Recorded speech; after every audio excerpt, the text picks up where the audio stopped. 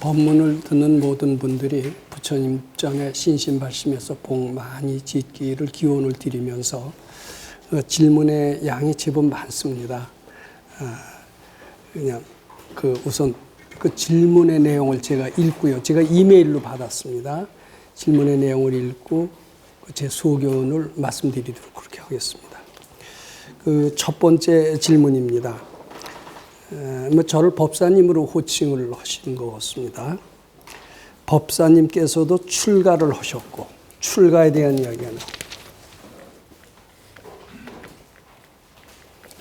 출가를 하셨고, 출가를 장려하시는 듯한데, 제가 출가가 필요하다, 이런 이야기를 종종 말씀드렸던 것 같습니다. 출가를 장려하시는 듯한데, 출가의 조건이 무엇이냐? 출가의 조건이 무엇이며 어떻게 출가를 하는 것인가요? 이런 질문인 것 같습니다. 근데 이렇게 질문하신 분은 이 출가를 기존의 스님들의 출가를 아마 연상을 하시면서 질문을 하셨을 것으로 그렇게 압니다. 대부분의 사람들은 출가하면 기존의 스님들처럼 머리를 깎고 가족과 헤어져서 영원히 부처님 쪽으로 가서 깨달음의 길을 추구하는 이런 행위를 출가라고 이렇게 사람들은 생각을 합니다. 근데 그것도 출가임에 틀림없습니다만 저는 출가를 꼭 그런 식으로 생각하시지 말았으면 이렇게 싶습니다. 출가는 가족을 떠나서 가족과의 업보를 벗어나서 이 얘기는 맞습니다.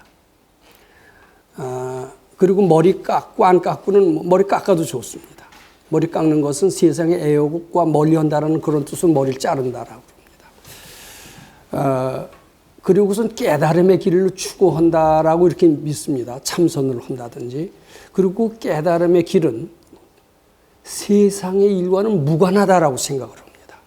출가를 질문하신 분들, 아마 그 질문하신 분도요, 그 출가는 출가해서 승려가 돼서 부처님과 똑같이, 석가열애와 똑같이 수도를 해서 생사해탈을 하고 깨치려고 하는데 그 깨치는 것은 세상에서의 성공과는 무관하다. 이런 어떻게 보면 그 전제를 가지고 질문하신 것 같아요.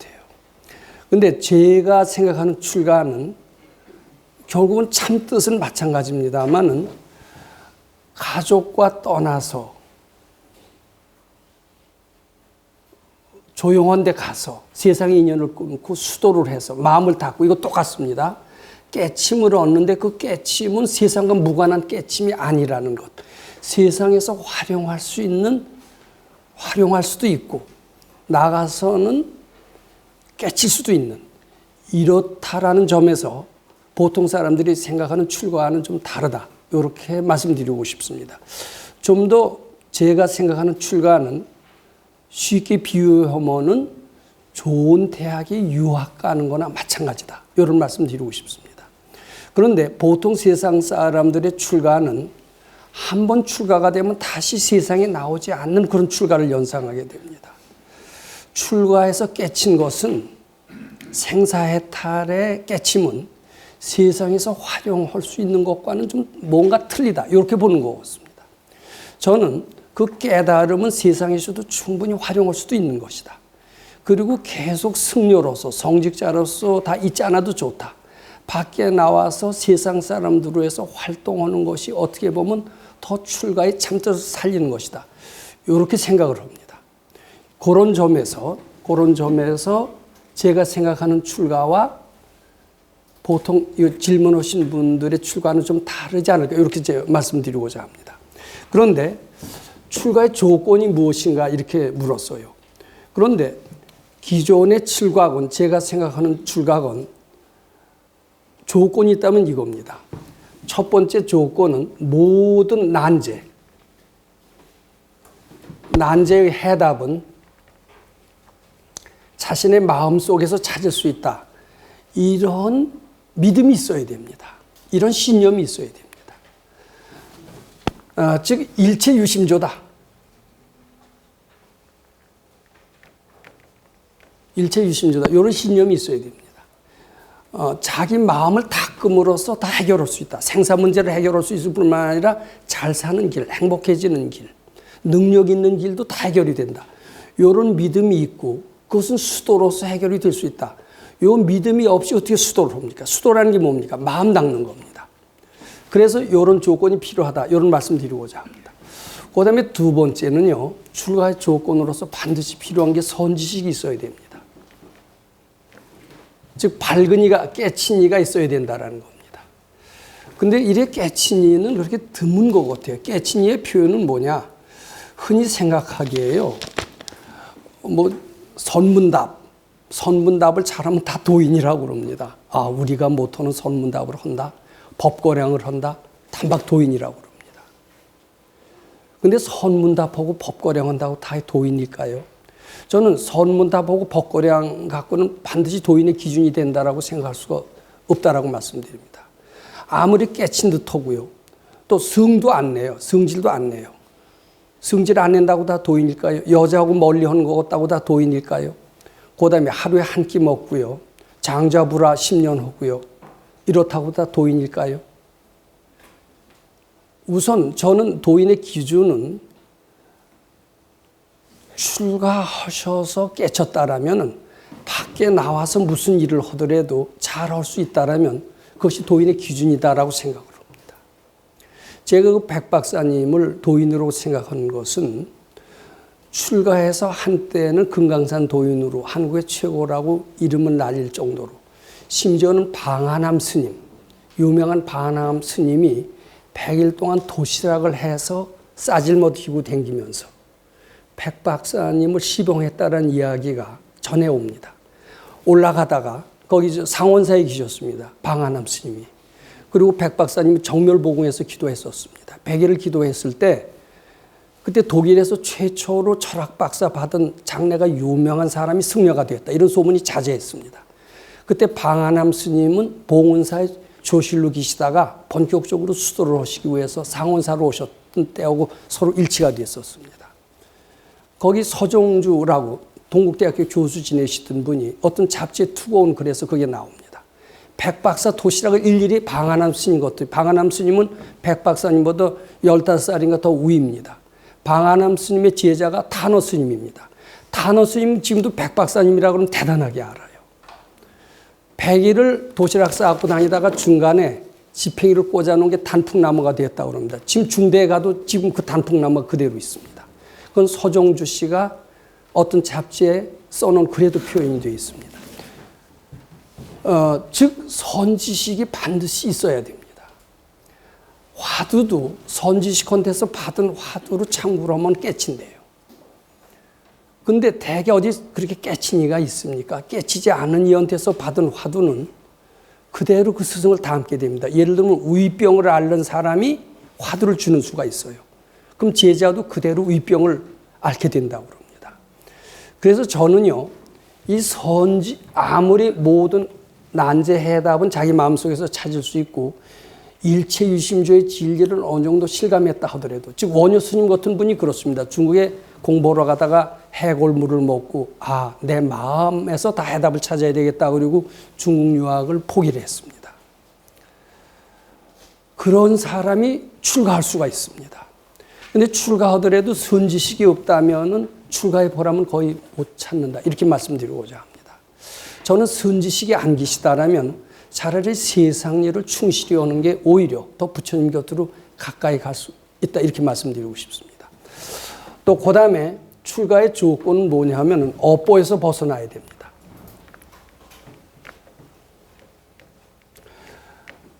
즉 가족들하고는 안 됩니다. 우리가 학교 학생들도 공부할 때는 집에 아무리 독방이 있어도 집에서 공부 안 합니다. 학교 도서관 가서 합니다. 도서관 가서 하면 공부가 잘 됩니다. 집에 있으면요, 부모도 계시고요, 동생도 있고요. 그 보이지 않게 서로 마음이 왔다 갔다 합니다. 그리고 공부에 산만하게 돼요. 마찬가지로 집에서 금강경 읽으면 잘 안 읽힙니다. 법당에 가서 읽어야 잘 읽히고요. 이왕이면 선지식에 가신 법당에 가서 읽으면 더 잘 되는 겁니다. 우리 바른법연구원에서는 가끔 어디 연수를 갑니다. 해외 연수를 갑니다. 그건 돈 많아서 돈지랄 하냐, 뭐 때문에 해외 연수 가느냐 이렇게 얘기하는 사람이 있습니다. 근데 해외 연수에 장점이 있어요. 요새는 뭐 해외 나가도 뭐 전화 잘 합니다만 그때는 전화도 안 되고 신문도 못 보고 가족하고 업보에서 완전히 멀어집니다. 마음이 팍 쉬어요. 밖에 나가면. 마찬가지로 출가도요. 집에서 공부하면 되지. 집에서 안 됩니다. 즉 업보에서 벗어날 필요가 있어요. 저도 집에서 공부했다면은 저희 어머니하고 관계가 해탈이 되겠어요. 맨날 잔소리하고 미워하고 좋아하는 그 과정에서 아무리 주말에 가서 뭐 법문 듣고 건강경 읽는다고 그래도 그 관계에서 벗어날 수가 없는 것 같습니다. 그래서 저는 이 출가의 조건을 이 3가지라고 말씀드립니다. 그리고 이 수도장도요, 그냥 앉아서 있는 것은 덜 좋은 것 같습니다. 좀 어려운 일도 있고요. 어려운 일이 있어야 바칠 게 있습니다. 어려운 일이 있어야 깨칠 게 있습니다. 저희가 목장을 했다라는 말씀을 많이 드렸습니다만, 목장을 안 하고 농사를 지었다라면은 훨씬 깨친 게 더 적었을 겁니다. 농사도 안 짓고 참선만 했다라면 더 깨치는 게 더 적지 않았을까 싶습니다. 자, 그런 것들이 출가의 조건이 된다. 그렇게 말씀드리고 싶습니다. 그 다음에 또 이런 질문이 있습니다. 금강경 공부하는 사람과 안 하는 사람의 뱀 꿈의 차이는 무엇인가요? 뱀 꿈 얘기가 나왔습니다. 뱀 꿈. 제가 그 뱀 꿈이 길몽이다 하는 말씀을 드린 적이 있습니다. 길몽입니다. 뱀 꿈을 꾸면은. 왜 길몽이 되느냐 하면은 뱀이라는 게 탐진치가 가득한 놈이 뱀이래요. 돼지 꿈이 길몽이라는 얘기는 많이 했습니다. 돼지는 어떤 놈입니까? 탐욕심이 많은 놈이 돼지입니다. 또 탐욕심을 많이 범하면 내 생에 돼지가 될 공산이 많다고 그럽니다. 게다가 진심까지 더 가미하면 뱀이 될 공산이 많대요. 그럼 꿈에 돼지를 보는 것은 무엇이냐 하면은 돼지를 보는 게 아니에요. 지 마음속에 탐심을 보는 겁니다. 뱀을 보는 것은 실제로 뱀이 아니라 지 마음속에 탐진치를 보는 겁니다. 탐진치를 눈에 볼 정도로 자기는 거기서 벗어난 겁니다. 벗어나지 않으면 눈에 띄지 않습니다. 꿈에 돼지를 본 것은 지 마음속에 탐심을 본 거고 탐심에서 멀어졌다는 뜻이 됩니다. 돼지 꿈이 왜 길몽이냐? 탐심에서 멀어졌기 때문에 길몽입니다. 뱀 꿈이 왜 길몽이냐? 탐진치를 봤고 본 만큼 멀어져 있기 때문에 길몽이다. 이렇게 말씀드립니다. 그래서 뱀 꿈을 꾸고 아들을 낳으면 아들이 좋은 아들이 되는 그런 그 옛날 얘기가 많습니다. 뱀 꿈보다 더 좋은 것은 용 꿈입니다. 용 꿈. 용은 탐진치가 더 강하대요. 그런데 복을 많이 지어서 능력은 있어요. 능력은 있지만 아주 심술이 굳은 놈이고 못된 놈이라고 그럽니다. 가장 못된 게 용이래요. 그럼 꿈에 용을 본다라는 것은 용을 본 게 아니에요. 지 마음속에 탐진치를 본 것이다. 그래서 용 꿈이 좋대요. 이승만 박사는 용 꿈을 보고 이승만 박사를 낳아서 이름이 승용이었다고 그럽니다. 나중에 승만으로 바뀌었다. 그런 얘기가 있습니다. 그런데 여기서 질문하시는 분은 공부하는 사람도 뱀 꿈 꿀 수 있습니다. 공부하는 사람도 돼지 꿈 꿀 수 있습니다. 보통 사람도 뱀 꿈 꿀 수 있고 돼지 꿈 꿀 수 있습니다. 이게 틀린 거냐 이런 이야기입니다. 틀리지 않습니다. 똑같습니다. 제가 그래서 공부한 사람의 꿈도 꿈의 해석이나 공부한 사람의 꿈의 해석이나 그건 동일할 수밖에 없습니다. 틀린다라면 이건 공부의 길과 세상의 길이 다르다라고 얘기할 수밖에 없습니다. 똑같습니다. 뭐 이러다가 또 질문하셔도 좋습니다. 근데 이제 계속해서 그 다음에 질문을 읽어보겠습니다. 도인과 함께 식당을 운영하셨고 지금도 운영을 하고 계시는데 식당을 운영하는 이유가 있으신가요? 이런 질문입니다. 근데 도인과 함께 식당을 운영하셨고, 그 도인과 함께 운영하셨다는 것은 우리 백 선생님과 함께 운영했다라는 이런 말처럼 들리는데 아닙니다. 그건 아니에요. 백 선생님과 함께 운영한 적 없습니다. 제가 식당을 한 적은 있습니다. 그리고 지금도 식당을 하고 있습니다. 그런데 이분의 질문은 뭐냐면 식당을 운영하는 이유가 있네요. 이 이유가 있지 않습니다. 그때는 할 게 없어서 식당을 했을 겁니다. 근데 이런 식당도요, 돈 벌기 위해서 하면은요, 조금 전에 말씀하신 것처럼 아무 공덕이 안 됩니다. 공덕이 안 돼요. 깨달음과는 무관한 길입니다. 근데 대부분 식당 하는 사람은 돈 벌기 위해서 합니다. 이기적인 목적으로 합니다. 이기적인 목적으로 하는 것은 거의 다 지금 먹고는 살죠. 먹고는 살지만 아무런 도움이 안 됩니다. 근데 이것도 여기서 돈을 벌어서 내가 쓰려고 하는 게 아니라 오로지 좋은 일 하기 위해서 쓴다. 부처님 시봉을 위해서 쓴다라면은 그것은 공덕이 될 수가 있습니다. 자, 그런 점에서 저는 식당을 했지만 어떤 이기적인 목적으로 했다라고 하기보다도 마음을 닦기 위해서, 올라온 불묘를 바치기 위해서, 돈이 생기면 부처님 드리기 위해서 식당을 했기 때문에 식당의 결과는 보통 사람보다는 좀 나을 겁니다. 그리고 식당이라는 그런 직업은요, 그럼 예를 들어서 증권 하신 분한테는 좀 미안하지만 증권보다는 조금 내 생에 천당 갈 가능성은 더 많습니다. 왜냐하면 이익을 그렇게 많이 남기는 게 아닙니다. 그리고 꼭 필요한 물건을 공급하는 겁니다. 밥은 안 먹으면 못 삽니다. 그러니까 필요한 물건을 공급한다는 측면에서 식당은 좋은 사업 중에는 좋은 사업에 속합니다. 근데 예를 들어서 집 장사를 한다. 이렇게 되면 이익도 많습니다. 그리고 사람한테 꼭 필요한 게 아닙니다. 집 장사라는 것은. 그런 점에서 식당은 집 장사보다는 좀 낫지만 그렇다고 이것이 꼭 좋은 사업이다. 이렇게 말씀드리지는 않겠습니다. 그 다음에 이제 네 번째입니다. 육체는 규칙적으로 일하시고, 육체는 규칙적으로 일하시고, 정신은 절대로 가만두십시오.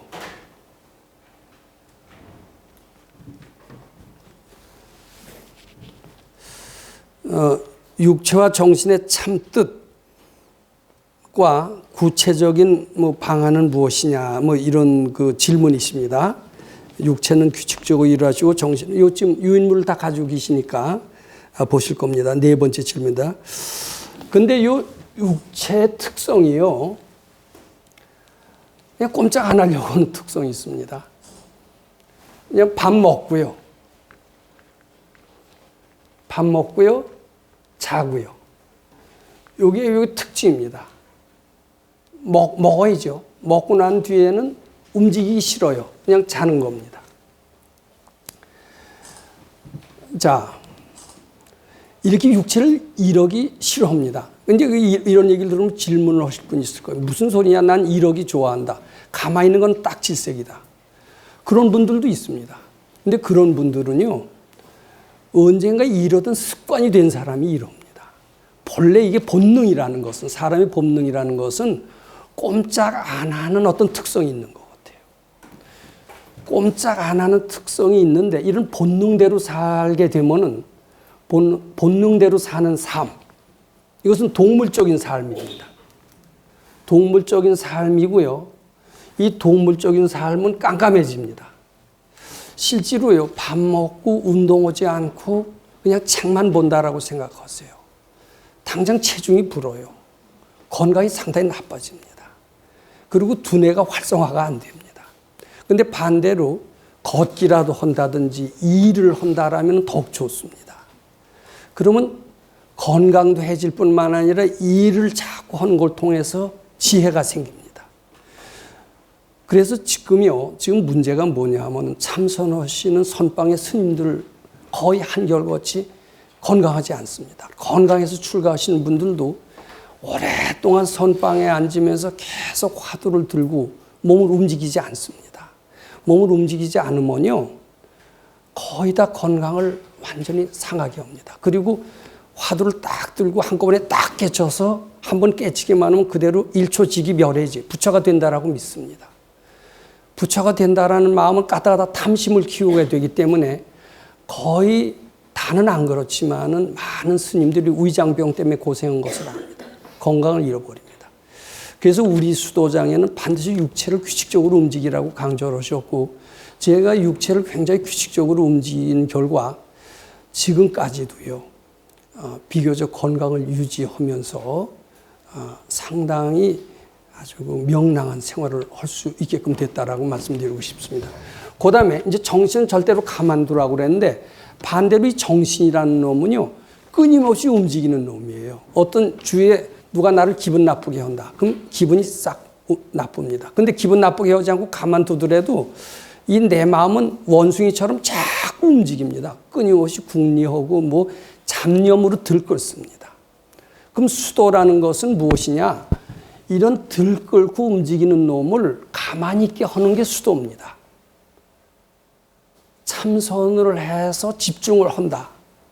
명상을 해서 집중을 한다. 정신을 가만두게 하는 겁니다. 올라오는 생각을 받치는 것도 이렇게 변덕스러운 마음을 변덕스럽지 않게 하는 겁니다. 즉 정신을 가만둬야 됩니다. 다시 말씀드리면 육체는 꼼짝 안 하려고 하는 본능이 있고요. 정신은 날뛰려고 하는 본능이 있습니다. 본능을 거슬러 가는 게 수도입니다.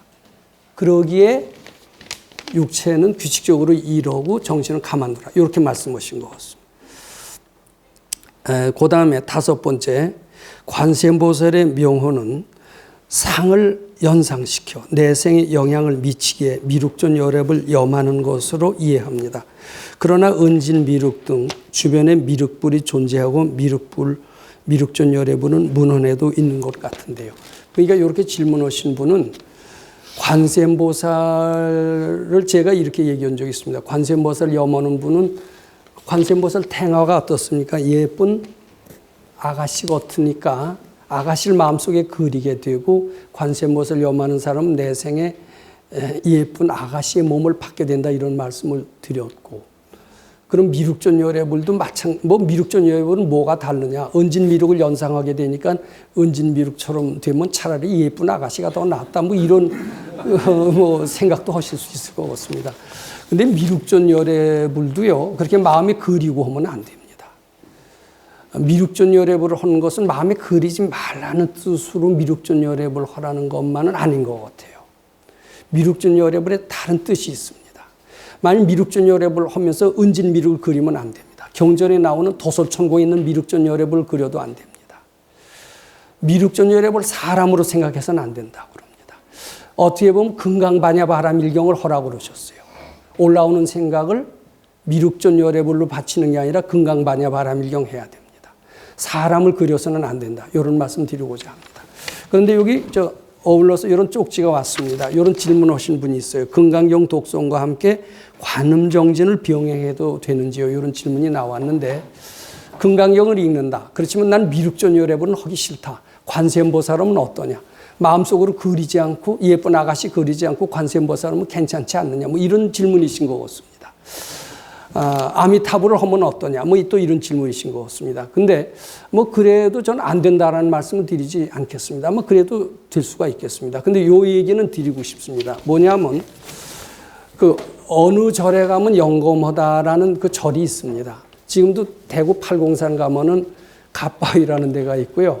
거기 가서 빌기만 하면 한 가지 소원이 이루어진다라는 그런 그 전에 내려온 얘기가 있습니다. 저도 하도 답답했을 때 가서 한번 빌어봤어요. 그랬더니 한 가지 소원이 이루어지더라고요.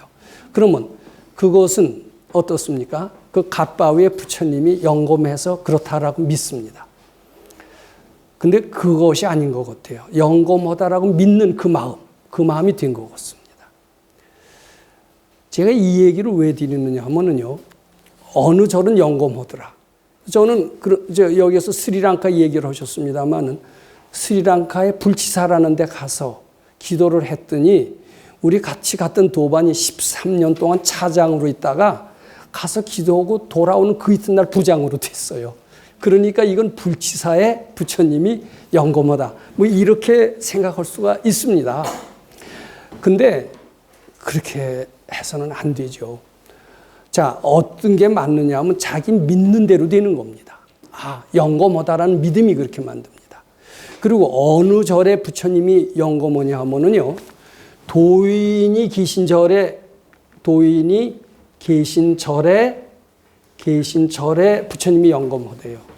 요건 무슨 뜻이냐면은 도인이 허라는 연부를 해라는 겁니다. 그러니까 아미타불을 허라고 하는 분이 누구신 줄 아세요? 나홍 스님입니다. 아미타불 제하방 착득심도 절망망. 우리 천수경의 그 구절을 외죠.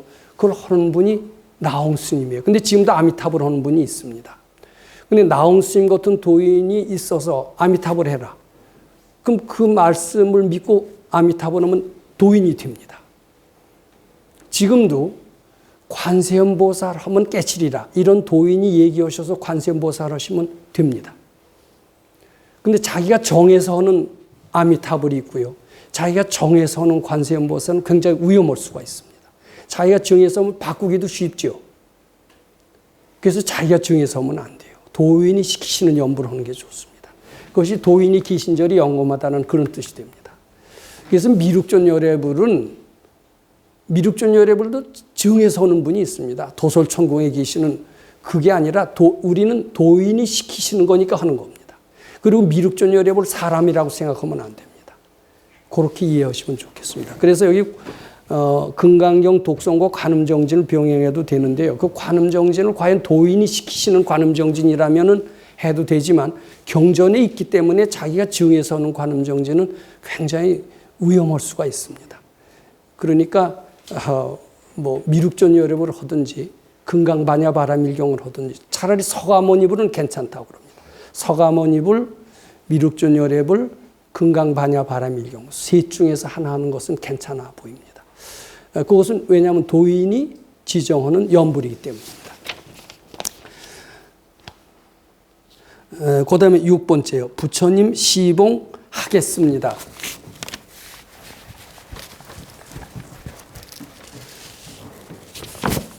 하겠습니다.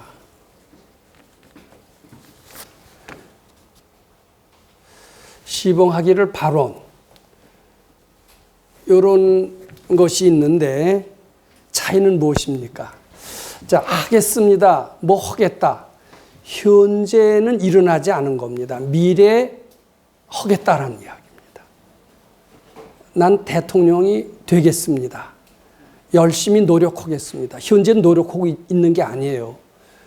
근데 이게 하겠습니다라는 표현을 우리 잘 씁니다. 근데 현재 일어나지 않는 어떤 미래의 일입니다. 근데 하겠습니다 하고 안 하는 수가 너무나 많습니다. 그래서 우리는 하겠습니다 하지 말고 하겠습니다 하면서 안 하는 사람이 되지 말고 실제로 현재 하라는 겁니다. 나는 효도해야지 이런 사람이 많이 있습니다. 우리 부모가 고생 많이 했고 나 키우는데 했으니까 효도해야지. 근데 그런 사람들 되게 효도 안 합니다. 그렇게 말만 하지 말고 실제로 부모 위로해드리고 이렇게 하라는 겁니다.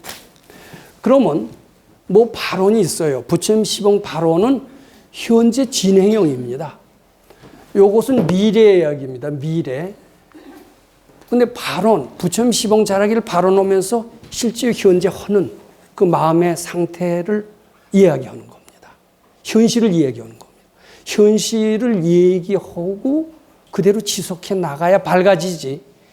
현실에는 없는 미래 이야기를 하겠다라고 하면 탐심이고 이것은 실제로 안 하는 사람이다. 이런 뜻이 됩니다. 그런 차이가 있다. 이렇게 말씀드리고자 합니다. 그 다음에 7번이요. 앞으로 금강경 연수는 물론 기존의 법회에서 중점이 두셨던 부분은 무엇인가요? 그리고 이제 교육, 연구, 신행, 봉사 등 중에서 금강경 연수원 및 과거에 제가 법회를 했고 중점을 두어서 강조했던 것이 무엇이냐, 뭐 이런 질문이신 것 같습니다. 그러면서 중점을 둬서 얘기했던 게 과연 교육이냐, 뭐 연구냐, 또 신행이냐, 봉사냐, 어떤 점을 중점을 두어서 그동안 법문을 했느냐, 뭐 이런 질문이신 것 같은데, 저는 뭐 교육이니 연구니 뭐 신행이니 이런 봉사니 이런 단어를 쓰기는 썼습니다만은 이런 것을 중점으로 두어서 금강경 연순을 만들겠다, 뭐 이렇게 본격적으로 얘기한 적은 없었던 것 같습니다.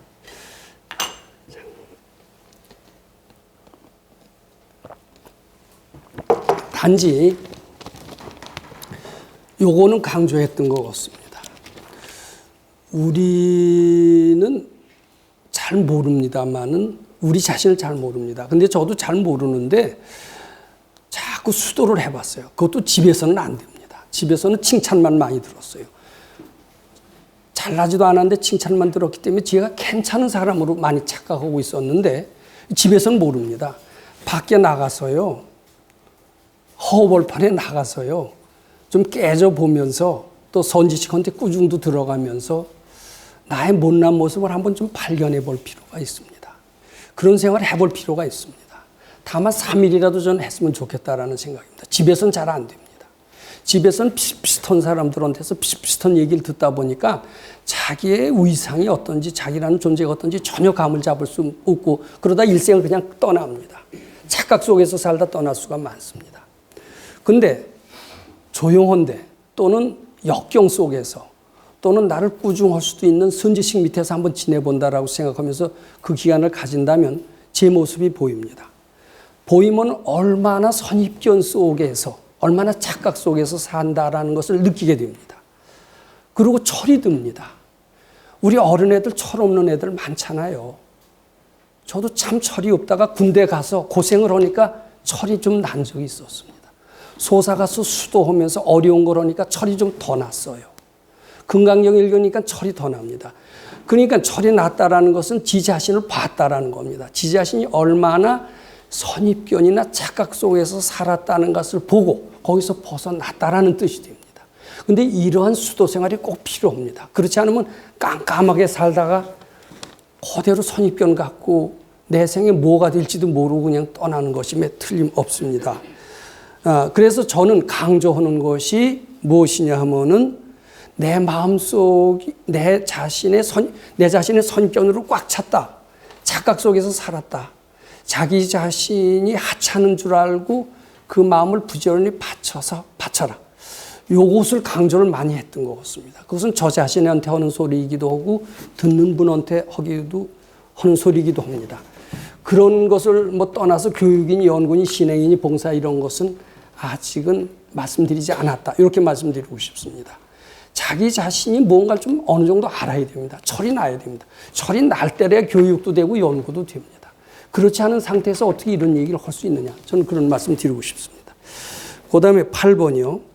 사람에게는 재미와 보람이 필수라고 하는데 금강경 공부는 처음 시작하는 분들에게 어떤 과정을 염두에 기시는가요? 저는 처음에 여기 와서 공자님의 말씀을 예를 들은 적이 있습니다. 단순히 아는 것보다는 좋아하는 사람이 더 능력 발휘를 한다라는 겁니다. 좋아하는 것보다는 즐기는 사람이 더 능력 발휘를 한다라는 그런 뜻으로 공자님의 말씀을 드린 적이 있습니다. 실제로 학교 공부도요. 억지로 하는 사람은 좋아서 하는 사람을 따라갈 수가 없습니다. 천재가 뭡니까? 좋아서 하면 지혜가 생겨요. 뛰어납니다. 참선도요. 싫어서 하면 오래 못합니다. 금강경 공부도 싫어하면서 하면 오래 못해요. 즐겁게 하면은 점점 재밌고요. 깨칩니다. 억지로 하면 안 됩니다. 근데 어떻게 하면 즐겁게 하느냐 이게 문제입니다. 근데 다 재미가 없는 거예요. 다 귀찮아요. 금강경 공부고 뭐고 다. 그건 왜냐하면 우리는 그렇게 죄를 많이 졌습니다.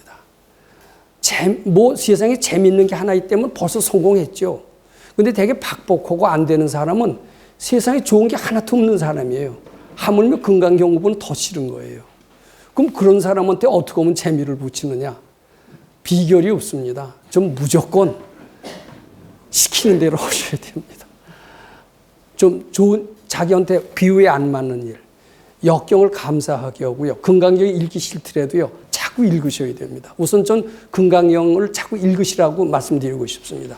금강경 처음부터 읽기 좋아하는 사람 봤습니까? 다 싫어합니다. 좀 한번 읽어보세요. 근데 읽어보다 보면 언젠가 재미가 붙어요. 나중에 시키지 않아도 잘 읽습니다. 근데 그때까지는 자꾸 하셔야 됩니다. 그러지 않은 보통 사람은 재미고 뭐 이거 얘기할 수가 없어요. 전문가가 못 되는 겁니다. 전문가가 어디 흔합니까? 재미를 느끼는 사람은 전문가가 됩니다. 깨치게 됩니다. 금강경에도 마찬가지다. 이런 말씀 드리고 싶습니다. 근데 처음부터 재미를 찾기를 바란다면 이건 욕심입니다. 자꾸 무조건 하고 싫더라도 하고 하고 이러다 보면 재미가 붙는다. 이런 말씀 드리고 싶습니다. 그다음에 9번입니다. 바른법연구원에서는 템플스테이와 같은 연수를 시작할 계획은 있으신가요? 이 바른법연구원을 굉장히 큰 절로 아는데 여긴 템플스테이 할 정도로 큰 절은 아닙니다. 그리고 저는 템플스테이를 별로 그렇게 좋아하지 않습니다. 템플스테이에 많이 참여했던 분은 템플스테이가 좋다라는 얘기를 많이 합니다. 지금 각 절에서는 다 템플스테이입니다. 근데 그것은 아까 말씀드린 대로 이지적으로 분별을 쉬게 하는 수준입니다. 템플스테이를 했다라고 칩시다. 한 달만 가면 템플스테이고 갔다 와서는 기분 좋다가 한 달만 지나면 깨끗이 사라집니다. 세상에 어떤 수련법, 무슨 수련법 갖다가 당장 도통 온 것처럼 오도송을 써낸 사람이 있어요. 무슨 수련법이라고 제가 얘기하지 않습니다. 아주 도인 된 것 같아요. 그리고 또 인가까지 받았대네요. 인가까지 딱 받고 오도송까지 딱 쓰면서 환심이 딱 충만해서 깨쳤다. 밖에 나와서 세상 사람들하고 한두 달 지나고 나면 언제 거기 가서 깨쳤는지 싹 잊어버리는 수가 많습니다. 템플스테이도 그와 마찬가지로 일시적인 마음이 쉬는 효과밖에 없습니다. 그것은 무엇 때문에 그러냐면 이 종교를, 특히 불교를 종교로 알지 않고 그냥 수련으로 알기 때문에 그래요. 근데 우리 금강경 하는 분들은 템플스테이도 마찬가지입니다만은 부처님을 절대로 알고 공경하는 마음이 꼭 필요합니다. 그리고 일생 동안, 일생이 아니라 세세생생 부처님 시봉 잘하길 바라는 마음으로 출발하셔야 됩니다. 그리고 한번 졸업하고 관두는 게 아닙니다. 금강경 공부도 한번 졸업하고 관두는 게 아닙니다. 세세생생 금강경 공부 잘해서 부처님 시봉 잘하길 바라는 마음으로 금강경 읽으셔야 됩니다. 그러면은 일시적으로 분별을 쉬는 게 아니라 그 뿌리를 내립니다. 근데 준비가 많이 된 사람은 빨리 뿌리를 내립니다. 근데 준비가 덜 된 사람도 꾸준히 하다 보면 뿌리를 분명히 내립니다. 그래서 처음엔 복의 효과에서 복덕의 효과로 가다가 나중에는 깨달음, 공덕으로 이어진다. 이런 말씀 드리고 싶습니다. 그 다음에 10번이요. 금강경 제18번 일체동관분의 다음 내용 중 띄어쓰기 할 곳은 어디인가요? 하면서 질문을 하셨습니다. 여일 항하 중 소유사유 여시사 등 항하 시제 항하 소유사수 볼색의 여시가 영의 다부하 이런 질문입니다. 근데 요거 띄어쓰기 꼭 안 해도 됩니다. 그대로 읽으셔도 될 것 같습니다. 네? 그럼 알아서 띄어서 하십시오. 저한테 이제 처음에는 일일이 물어서 대답합니다. 근데 일일이 물어서 하다가요, 물을 데가 없어요. 그 뒤에는 어떻게 해야죠? 받쳐서. 받치면은 알아집니다. 이제 처음엔 물어서 해답을 찾습니다. 근데 그거는 완전하지가 않습니다. 또 그렇게 대답해 줄 사람도 없어요. 근데 자꾸 받치게 되면 분별이 없어지고요. 이 분별 때문에 모르게 되는 겁니다. 분별이 없어지면서 스스로 터득하는 지혜가 나옵니다. 우리는 그것을 자꾸 연습해서 스승이 없을 때, 사막에 외로이 혼자 있을 때, 그때도 살아나갈 수 있는 길을 터득하는 게 우리 공부다. 이런 말씀 드리고 싶습니다. 그리고 이제 내주는요, 마지막이 되겠습니다만 소감 발표는 날입니다. 1년 동안 법문 들으시고 느낀 게 없지 않으실 겁니다. 느낀 게 절실하시는 분들은 특히 소감 발표할 거리가 적지 않을 거로 생각합니다. 제가 그래서 지금 5분 소감 발표하실 분을 대충 말씀드려봤고 그분들한테서 동의를 구했습니다. 절실한 소감은 깨달음으로 이어집니다. 즉 소감 발표하시다가 깨친 얘기까지 하실 수도 아마 있을 것 같습니다. 그럴 때 질문을 좀 해주신다면 좋은 법회가 되실 것 같습니다. 내주에는 소감 발표, 나아가서는 깨달음 발표 및 질의응답 시간으로 진행이 될 겁니다. 그리고 특히 좋은 그 마음을 내신 분이 있습니다. 그래서 1인당 10,000원짜리 저녁 도시락을 준비해 주신 분이 있으세요. 그래서 내주에는 아주 즐거운 가벼운 만찬과 함께 좋은 법문 들으시고 마지막을 장식을 해 주셨으면 좋겠습니다. 자, 그럼 오늘 질의응답 여기서 마치도록 하겠습니다. 네, 감사합니다.